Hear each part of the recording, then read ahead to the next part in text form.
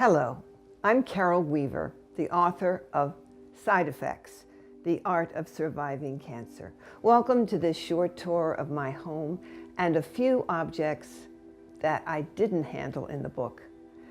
Art, as you know, in Side Effects, was the major force of healing as I went through breast cancer.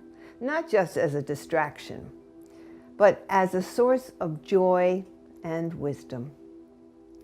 For example, the library behind me, one of the 5 libraries in the house, is a rare book library.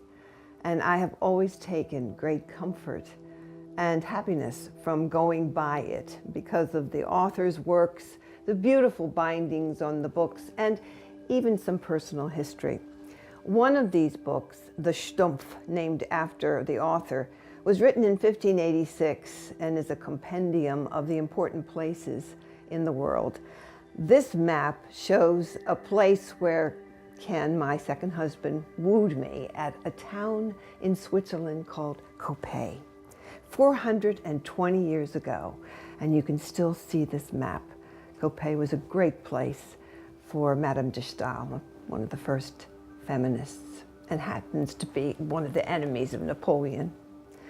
But speaking of couples, let's go into the dining room. And this is my favorite artistic partnership in the house. The Chinese royal couple leaning toward each other. I think she's telling him a secret. They are made of the ivory tusks of an elephant. This is now, of course, an illegal substance in many parts of the world.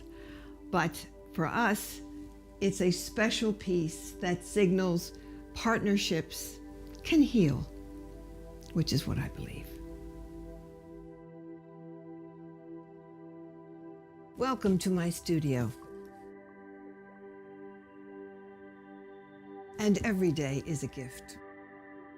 And here's another Walter Mika, this time of a soldier. With his frightened eyes in his uniform. He is the one who comforts me as I sit here writing or not writing. And he tells me with his battered shoes that it may be a long journey, but I'll get there.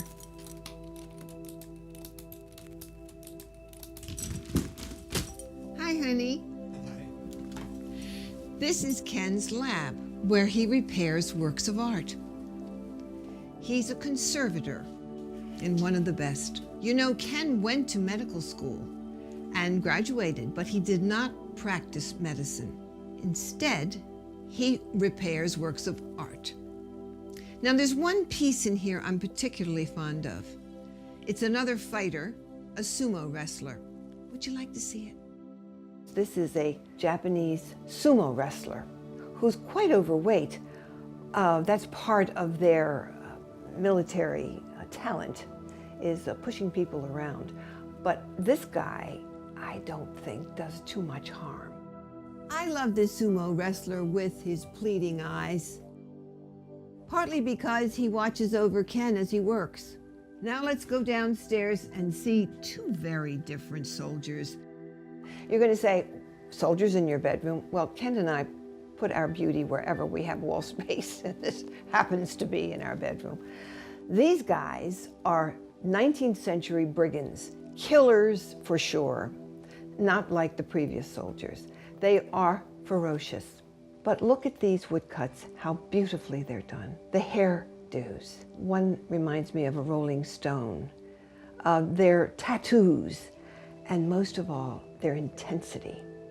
You wouldn't want to get in their way. Somehow, though, when I see them, I'm energized. How beautifully the artist worked on this, and how carefully. Finally, here is a Japanese archer. Now, I know you're saying to me, wow, this is a doll. And indeed it is. It was part of the array that the Japanese would do in the 19th century to honor the emperor. They would make a replica of his court. Now look at this man. His outfit is so lovely, and his face is particularly striking. This is a real soldier in repose. Notice his shoes, how beat up they are. He's been on a long journey. And I always think of that as I pass him. So that ends our abbreviated tour of certain of the art objects in the house we haven't handled in Side Effects. In my next book, I will continue to pursue that connection between art and our spiritual life, art and our emotional life, and even our physical well-being. So until the next time, relish the art that is around you. It may be keeping you alive.